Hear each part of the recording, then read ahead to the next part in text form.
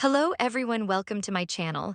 The tension in Lowe's Angels felt different that morning, thicker, heavier, like the air itself knew something terrible was unfolding far away in Genoa City. Claire Newman stood outside the sleek hotel balcony doors, staring at the smog-dusted skyline as if it might answer questions no one else could. She had come to LA for clarity. Instead, she found more suspicion. The door behind her opened softly. Holden stepped out, leaning in to press a light peck to her cheek. It should have felt intimate, it didn't. "I can't hang today," he said, tone distracted. Still no sign of Lily or the kids. Claire's expression hardened. "You still think my grandfather abducted them?" Holden didn't hesitate. "Cain does, and the longer this goes on, the more it looks like he's right." Victor Newman's name hovered between them like a loaded weapon. Claire turned fully toward him. "You don't know that. My grandfather is ruthless, yes, but he doesn't hurt children." "Victor hurts anyone he has to," Holden countered. "You know that better than anyone." Claire flinched at the implication. Her past, the manipulation, the revenge plot, the poison tea had been born out of Victor's shadow, but she would not let Holden paint him as a monster without proof. "He protects this family," she said firmly. "And destroys everyone else's," Holden shot back. He shifted topics abruptly as if sensing the conversation was spiraling. "Phyllis took over Newman Enterprises, now she's missing." Claire blinked. "What?" "Vanished after seizing control. It's chaos back home." For a moment, even Claire couldn't deny the madness. Phyllis Summers running Newman Enterprises was absurd enough. Phyllis disappearing afterward, that was karmic theater. "This is a nightmare," Claire murmured. "Maybe karma for Cain creating that AI weapon in the first place." Holden studied her carefully. "You're awfully quick to assign blame." "You work for Cain," she snapped. "Of course you defend him." "And you're a Newman," he fired back. "Of course you defend Victor." The accusation hung sharp and ugly. Claire exhaled slowly. "I'm going back." "Oh, what?" "To Genoa City. My family needs me." Holden's eyes narrowed. "Is that why you came here in the first place, to dig up dirt on me and Audra?" Claire didn't answer immediately. Which was answer enough. "You thought I was lying," he said quietly. "I thought you might be," she admitted. "You can't build something real on deception, I know that now."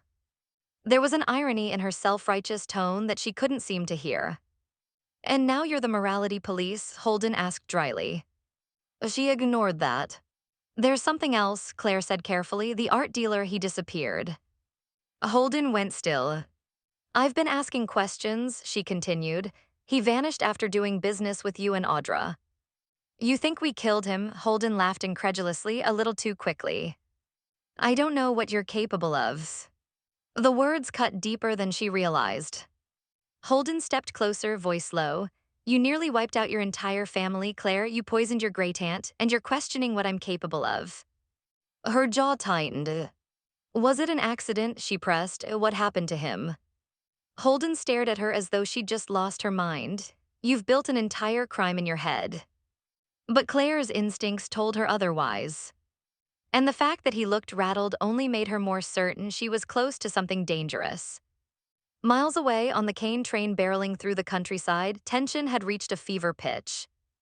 Cain Ashby stood by the window of the private railcar, phone in hand, replaying Philly's voicemail for the third time. Silence. He left another message. "Phyllis, this disappearing act is getting old," he said tightly. "You forced my hand, I pushed you, I get it, but I don't want to lose you in this, call me." He softened his tone, layering charm over desperation. "We can fix this together." The line clicked dead. The door slid open behind him. Daniel Romalotti Jr. stepped inside. "I know where she is," Daniel said. Cain turned sharply. "You do?" "She's on the Newman jet, heading to Milan's." Cain's pulse spiked. "Milan, why?" "To see Summer. I'm guessing she wants her to help run the company." Cain's jaw tightened. Philly's consolidating power, bringing Summer in, it was a nightmare scenario. Daniel crossed his arms. "My sister isn't going to forgive her for this, neither are your kids going to forgive you." Cain bristled. "I'm not interested in a lecture." "I'm interested in the truth," Daniel shot back. "You created this mess."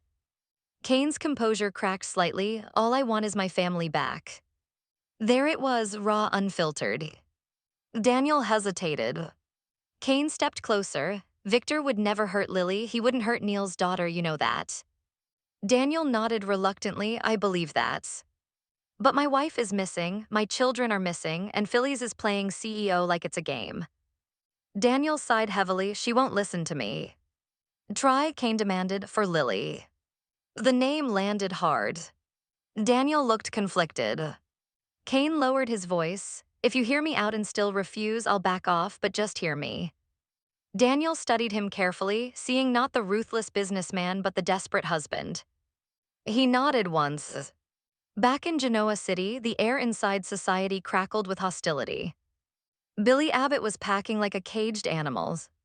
She's sending my kids back to boarding school, he fumed. Across from him, Jack Abbott watched carefully. Victoria says it's temporary. It's control, Billy snapped. She's punishing me. The doors opened. Victoria Newman entered with Nate Hastings at her side. Billy's eyes went dark. He crossed the room in seconds. How dare you try to take my kids away from me? Victoria didn't flinch. They're going back to school, end of discussion. You don't get to make that call alone. I already did. Nate stepped forward cautiously. Maybe we can. Stay out of it, Billy roared. Heads turned, whispers spread. Jack rose, trying to mediate. This isn't the place. Then where? Billy barked. Victoria's voice was ice. You brought this on yourself when you stole Chancellor. Billy laughed bitterly. You sound just like your father. Her eyes flashed. Sign the paperwork, she demanded. Not happening. She grabbed his arm. Outside now. They stormed out. Inside, Nate exhaled. You're siding with Nikki over your own brother. Jack looked weary. I'm siding with what's right. Nate and Jack drifted into an uneasy discussion about legacies, Jill, and whether Victoria was ready to rebuild anything serious with him. But outside, the war escalated. Victoria turned on Billy. If you don't cooperate, I'll inform the school you're under investigation for corporate theft. Billy froze. You wouldn't. I would. You had the AI before it was used on you, he reminded her. And I can prove my family's innocence. You're using the kids as leverage. I'm protecting them from this war, she snapped. Where was that protection when your father tried to destroy me? Victoria's face hardened. You declared war when you took Chancellor. Don't pretend you're innocent. Billy stepped closer. You could have talked to me. You had this coming, she hissed, and now you're going to follow my plan whether you like it or not. Inside society, Jack watched them through the window, worry etched across his face. This wasn't just business. This was family tearing itself apart. Back in Los Angeles, Claire stood rigidly in the hotel suite. My investigation hit a wall, she admitted quietly. Holden shrugged. The art dealer wasn't a saint, he had enemies. You told me everything, she asked. Oh yes. She searched his face for cracks. And yet something doesn't add up. He looked tired now. You're determined to see me as the villain. Until you're honest, we can't keep doing this. The words felt final. He stared at her, disbelief turning into resignation. You don't trust me. She didn't answer. And that was answer enough. I can't keep pretending, she said softly. We need to stop seeing each other. Holden swallowed the hurt. For the first time, he looked genuinely blindsided. Claire turned away, staring at the skyline again. Alone. At society, Victoria rejoined Nate and Jack. Jack didn't mince words. I don't approve of what Billy did, he said evenly, but dragging your children into this is wrong. Victoria's spine stiffened. I think, Jack continued carefully, you're trying to shield them from Victor's involvement in this mess. The accusation hit its mark.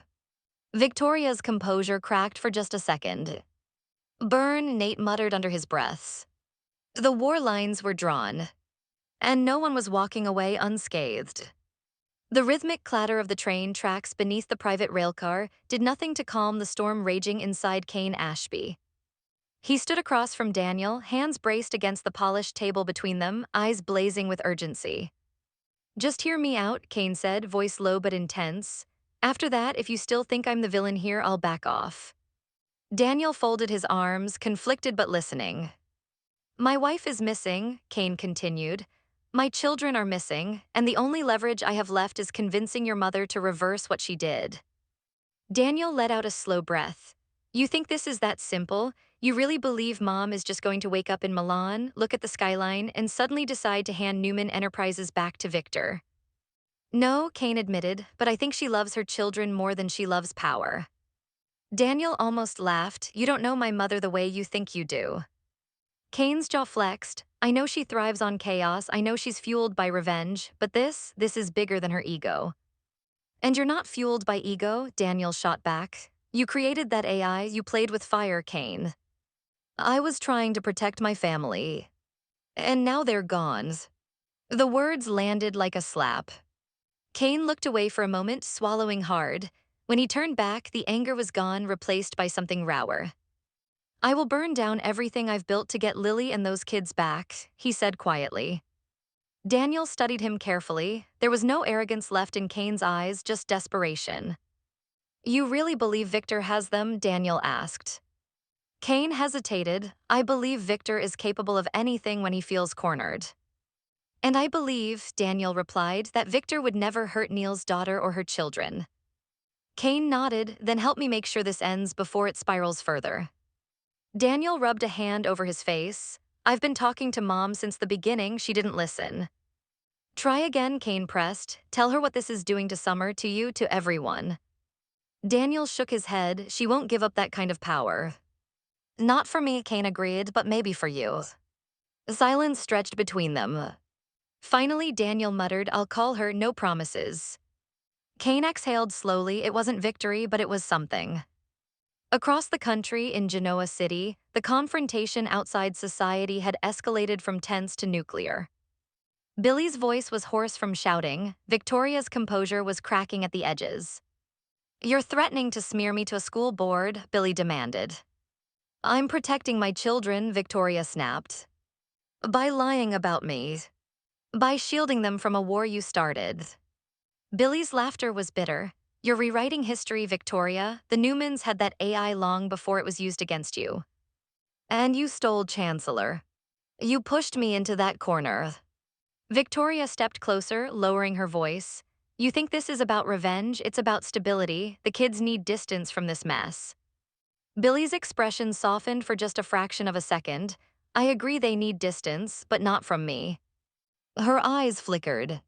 Where was this concern, Billy pressed, when your father tried to destroy my life?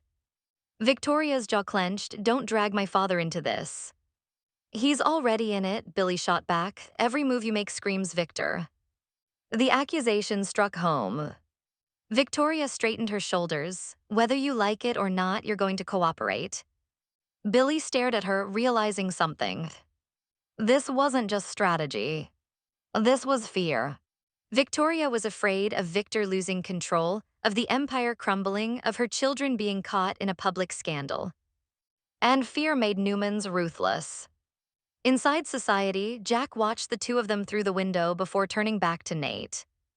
She's overcorrecting, Jack said quietly. She's protecting her family, Nate countered. Jack's gaze sharpened, or protecting Victor. Nate didn't respond immediately. You don't think Victor had something to do with Lily's disappearance? Jack pressed.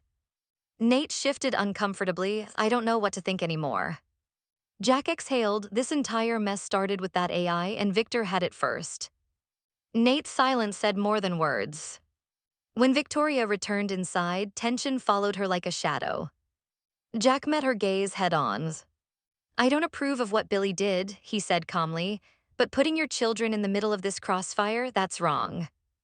They're not in the middle, she insisted. You're trying to hide Victor's culpability from them. The accusation sliced clean. Victoria's expression flickered anger, guilt, defiance. You don't know what you're talking about. Jack held her gaze. I know exactly what I'm talking about. Nate looked between them, suddenly feeling like an outsider in a generational feud.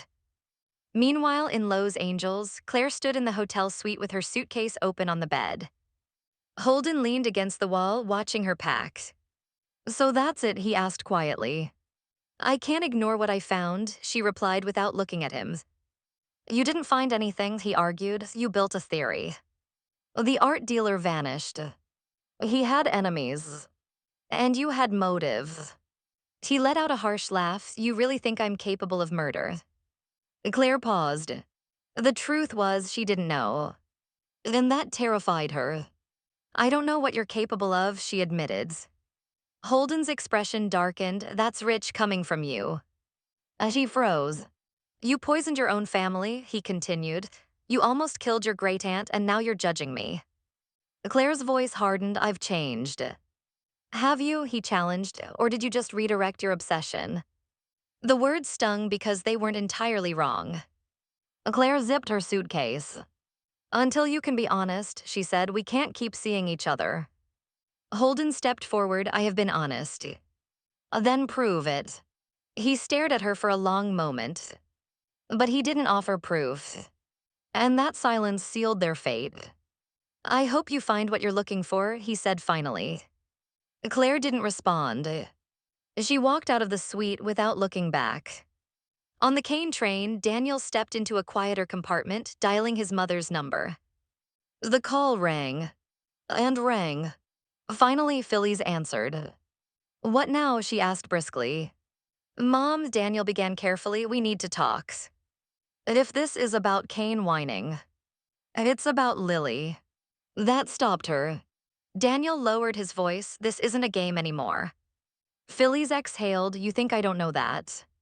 Then why are you still playing? Silence. Mom, he pressed, if you care about me, about Summer, about any of us, you need to think about what this is doing. Phyllis didn't respond immediately. For the first time, doubt flickered in her mind. But doubt wasn't surrender. Tell Cain, she said finally, that I'm not giving up control. The line went dead. Daniel closed his eyes. Back in the main compartment, Cain looked up expectantly. Well, Daniel met his gaze. She's not budging. Cain's face went still. Composed. Cold. Then we escalate, he said quietly. Daniel's stomach dropped. The war was far from over, and every side was preparing for the next strike. In Genoa City, families fractured. In Los Angeles, trust dissolved. On a train racing toward uncertainty, desperation hardened into strategy. And somewhere in the shadows, Abbott-Newman was watching it all unfold, calculating, patient, waiting for the perfect moment to strike back. Because in this battle for power, loyalty, and family, no one was innocent, and no one was safe.